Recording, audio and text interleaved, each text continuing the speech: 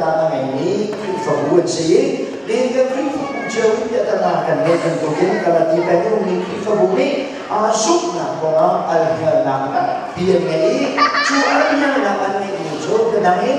và cái khổ là gia đình trả hết giúp na có giả cấu thì thế này và cái khổ là gia đình trả giúp na có giả lỗ tua na ai del về hao thì bên đi ai bài mi chú xin chú bên đi chú bốn cái phần cái nào chân giúp na có những van cái cấu thì chú về này na không trả thì xin tua sang na ai del về hao thì bốn đi không trả đắng không trả đều thì hồ mi xin tu chân cái phần cái mạnh sẽ chân tua na khi van cái na hao mò thì thế giúp na có những cái giả cấu thì anh quay đi mi xin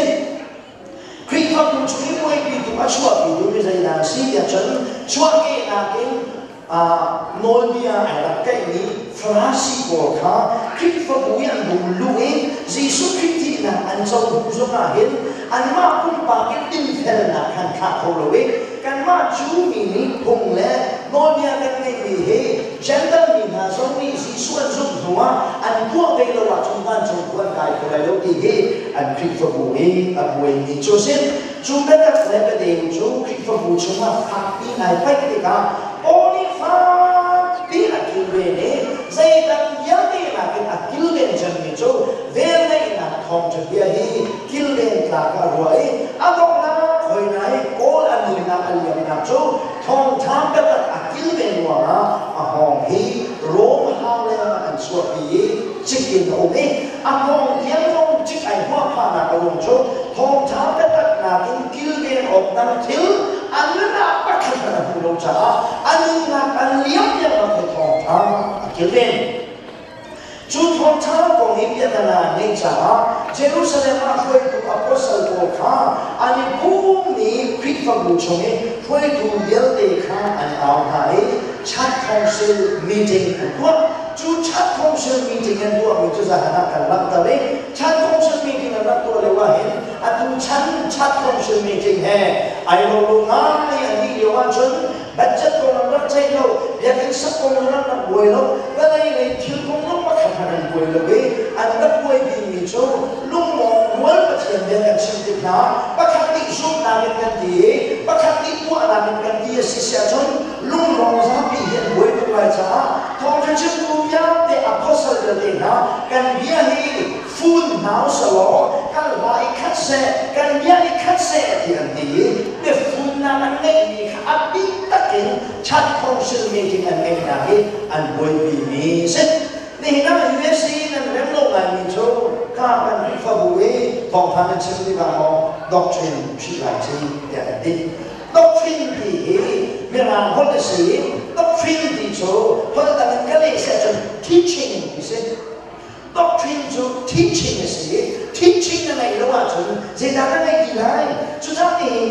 cái điểm gì hiện bài vở chúng mình đã đặt từ ra doctrine thì ngay ở cái gì là doctrine của bài vở là chuột mình đã đặt doctrine của ha à sĩ ở của gì doctrine thì mình đã phân hiểu mò rất là xuân lại chứ doctrine thì cho chôn biển là cái gì cái này chúng ta hậu mà doctrine là chôn biển là giúp là này lâu mi nhận nó nên là cái gì đó là mình cho cái giúp là phân cái sự mình giúp là có chi là gì mình giúp là xây ra nên mà chiếu đến cái cầu của mình cái mà chiếu đến cầu của mình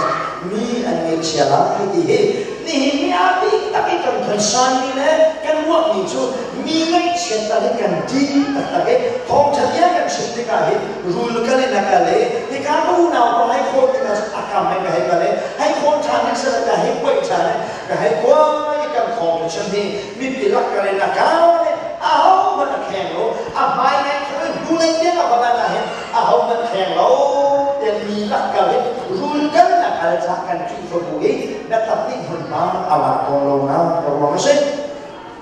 chỉ vì cái tập tiền đặt chạy mình chỗ căn giúp là khi ai khảo cái gì không cha cái điều gì hết đã tập cái gì cái gì thì hết chỉ vì anh làm quay thì nhớ xem chú chỉ vì quay thì ở tập tiền khi phục vụ cho hết cho việc là tích lũy cho mình là hết khi phục vụ trái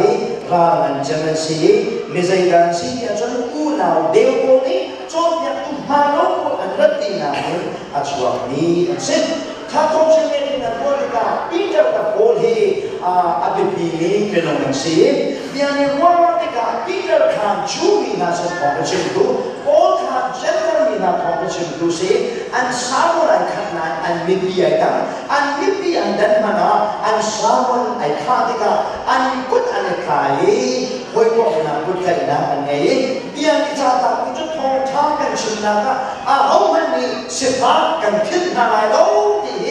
ชีวิตยังพูดอะไรกันอันนี้เท่าไรเดียวจะตัดไม่จบข้าวเราโกลิกันขนาดกันมีรุ่งนี้หิบนาราเซ่โชลาวานี่หิบนาราเซ่ก็มีสิฟ้าไม่เกี่ยวเลยเซ่ที่มันน่ะก็พิจารณาเราดีมาสอนช้าโกลิปีเตอร์อันพูดอะไรกันเดียวอันนี้จะไม่จบสิหลายนี้เห็นเขียนเรื่องที่ชูชินคนนี้กันหลังได้จังเองข้าก็เลยฉันลงมาแรงมาไงถ้าท้าเห็นไม่รู้เดี๋ยวโกเลยไอ้สารโกอันฟ้าเลยเห็นสวนที่กันฟังเลยสวนที่กันอะไรก็ได้สิค่ะไอ้สารคนนี้ไปมองชูชินชื่อคุณท่าน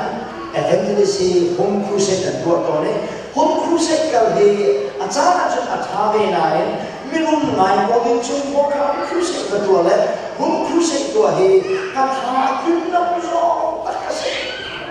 จันทร์อะไรก็ได้สังเกตชมดีกันอันจันทร์ก็ต้องนับจนหลักสองก็ไปไว้ที่ทุนกันอันภายสากันอันฟังนู้นอันฟังบ้านลูกกันในปีนี้อันลุงปฏิไอโดลมา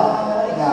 โอ้ยใจจะครูเซตอันตัวสองอันฟังนู้นอันฟังบ้านอันเปลี่ยนเขาลงนักร้องโจอันที่ลุงปฏิขบวนบ้านในภูมิใจสิทองช้ากันชิมละเห็นไม่รู้คราวนี้ใส่ที่ขนาดแต่ไม่ได้เสียบาสเลยอาการหิบเราได้อาการเป็นปีตัดไม่เสียบาคราวเนี่ยไม่รู้คราวไอ้ข้าเองจะติดมากันคิดเราได้อาการเป็นง่ายๆพอปีเตอร์เราต้องนับเยสิมีตัวโจอันนี้เท่าไรเดียวพอเรานับก็ได้ใครรู้สนะพอปีเตอร์เดียจ้าตามีโจปีเตอร์มันมาเห็นเสียงกันดูเราไม่รู้จะจ้าเดียฉันจูมีนาอุนโนลักกะเจนดังมีนาลักกะนาตองเลจูมีนาลักกะอันก็สวยเลยที่กับพาอันที่เดินในสุขเสียเลยเจนดังมีนาให้ไอ้คนโน้บันตุกันโน้เนี่ยเสียเชียงนึกอะไรนี่แหละนั่นนึกทำดีนะแค่นี้ของที่ชื่อดูนี่อะไรออกนึกเสียสิโลจ้าหายเลยให้บรรทุกชุ่มทุเรศนานึกอะไรกันโน้ที่อ่ะโอ้ยปีเตอร์กับฟ้าปีนอโศกีจนจะกระเทียนเรียนตัวนาอันนี้เช่น